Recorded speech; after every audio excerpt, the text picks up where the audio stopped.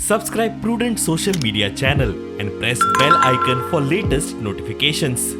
Aurangzeb, his mother's name was Mundams. She called from the deathbed, called Shah Jahan and asked two things.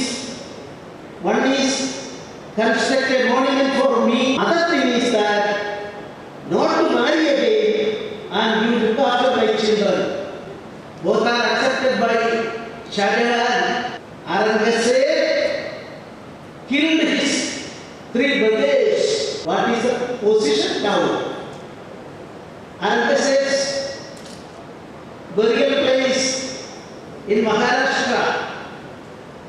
How many places are going there every day? You please look into that.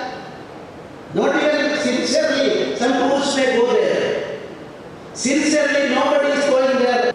Our Guru Tej Bahadurji's children, they sacrificed their life for the cause of this nation and for even burying their dead body.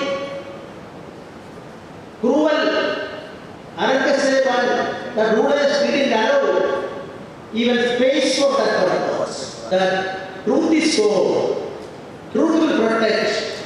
After 400 years, we are all, even non-Sikh people like me, we are all respecting and paying homage to Guru Tej Bahadurji.